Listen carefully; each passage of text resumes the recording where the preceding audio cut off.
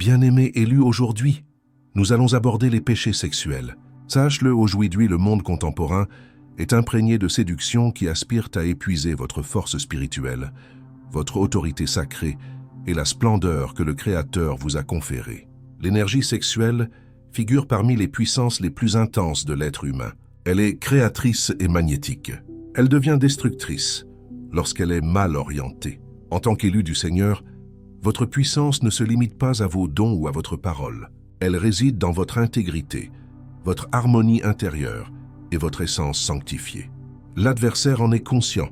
C'est la raison pour laquelle les assauts spirituels que vous endurez empruntent fréquemment la forme de divertissement charnel et de relations qui atténuent votre éclat.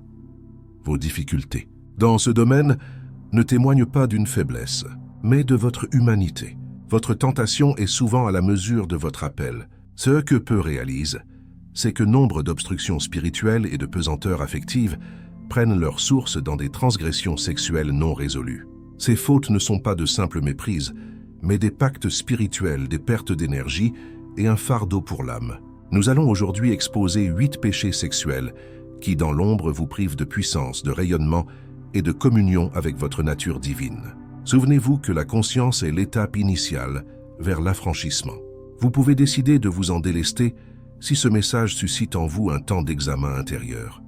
Si vous percevez que la Providence a placé cette vidéo sur votre route au moment opportun, ne passez pas outre. Saisissez 111 dans l'espace des commentaires pour sceller cet instant par un alignement et des grâces célestes. Ce geste confirmera qu'il ne s'agit pas d'un simple contenu, mais d'une vocation.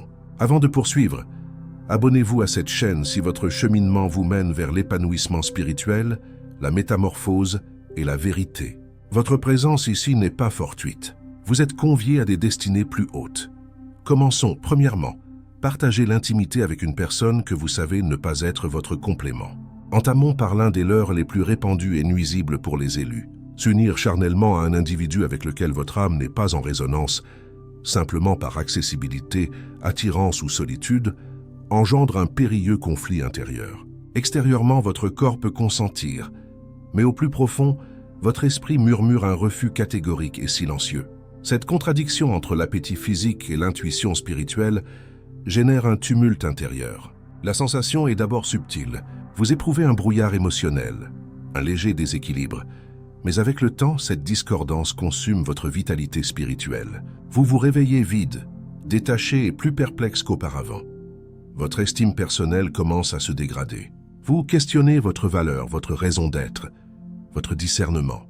Vous pourriez même rester piégé dans des liens où votre esprit se rétrécit pour procurer une sensation au corps, n'importe laquelle. Mais toi, l'élu, comprends ceci.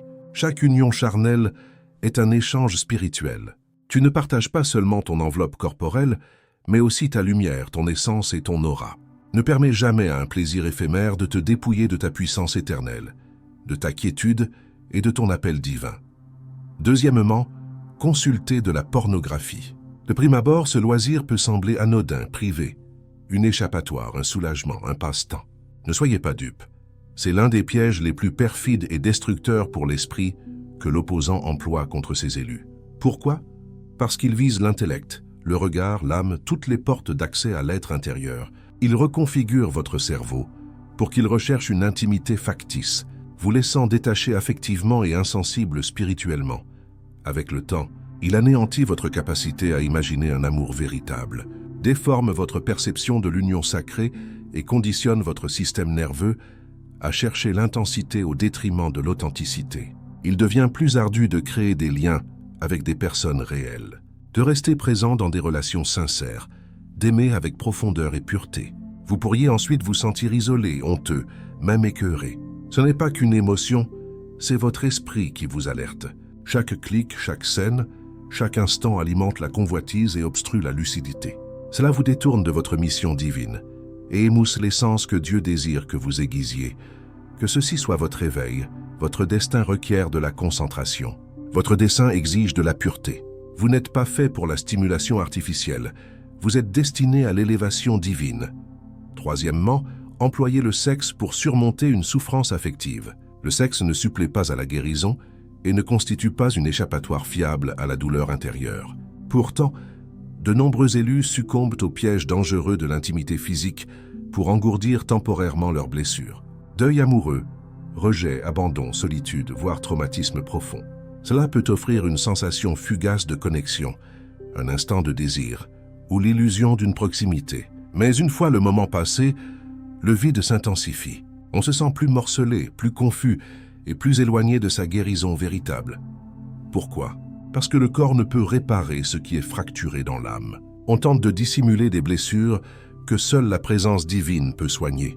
Pire, en utilisant autrui comme pansement affectif, vous risquez de les blesser à leur tour, créant des cycles de dysfonctionnement et d'enchevêtrement spirituel. Élu, rappelle-toi que ta guérison est sacrée.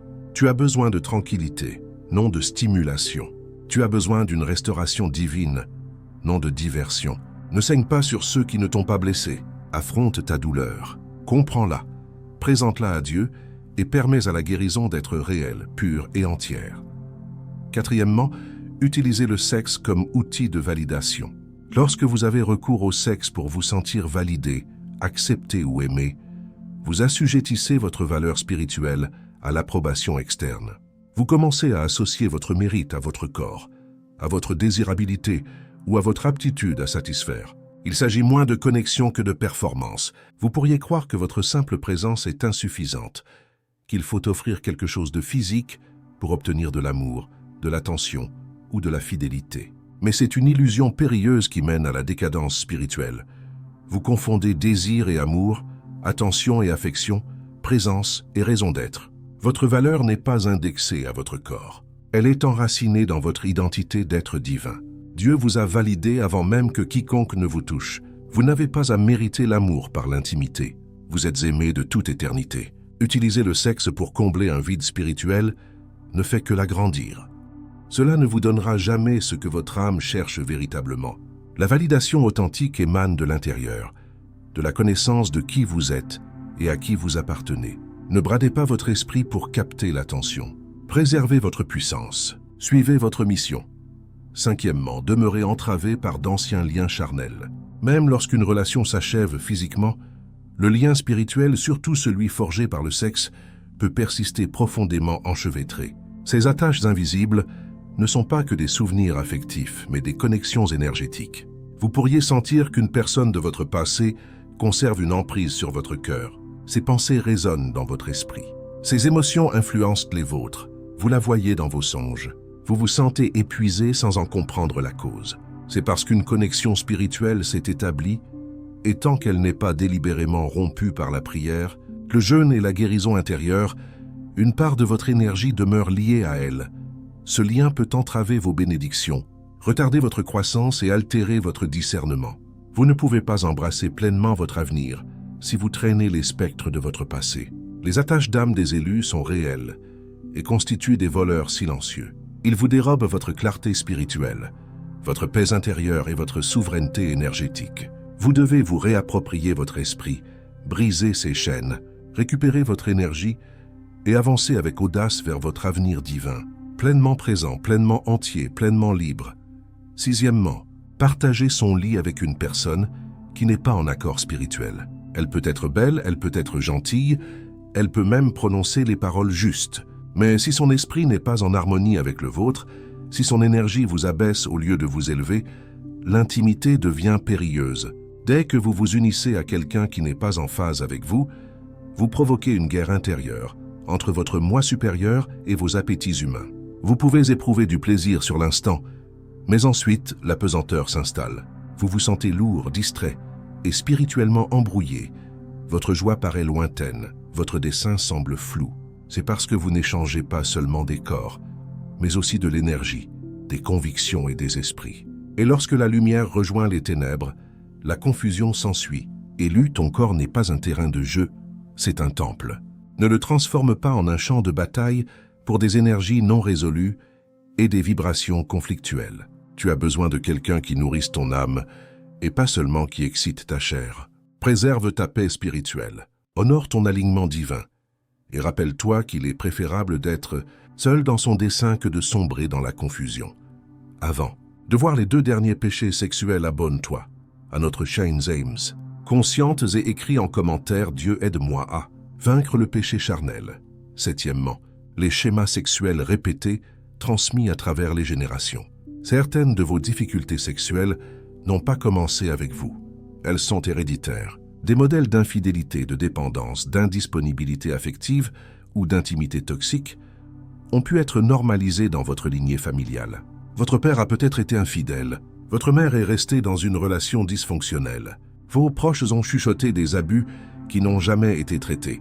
Et maintenant, inconsciemment, vous empruntez ces mêmes sentiers. Il ne s'agit pas seulement de comportement, mais d'un héritage spirituel. Le traumatisme se transmet à travers la lignée jusqu'à ce que quelqu'un ait le courage de l'arrêter. Être élu, c'est toi. Tu n'es pas ici pour répéter les cycles. Tu es ici pour les briser. Mais pour cela, tu dois d'abord en prendre conscience. Tu dois confronter les blessures générationnelles et opter pour une nouvelle voie, même si elle est solitaire. Tu dois remplacer le secret par la guérison, la honte par l'honnêteté et l'esclavage par la liberté. Ton obéissance à la guérison résonnera à travers les générations. Ne laisse pas ton héritage être modelé par d'anciennes souffrances. Lève-toi, guéris, reprends possession de ton récit divin. Tu es celui qui brise les chaînes. Huitièmement, garder le silence sur la honte et la culpabilité sexuelle. Beaucoup d'élus souffrent secrètement sous le fardeau d'erreurs sexuelles, d'abus ou de dépendances passées. Mais ils n'en parlent pas et ce silence devient une servitude. L'adversaire souhaite vous isoler dans la honte pour que vous ne puissiez jamais accéder à la plénitude de votre vocation. Mais voici la vérité. Il n'y a aucune condamnation en Christ. Vous n'êtes pas votre passé. Vous n'êtes pas souillé, vous n'êtes pas endommagé. Vous êtes en cours de purification. Mais pour retrouver ton pouvoir, tu dois le confesser, le guérir et l'abandonner à Dieu.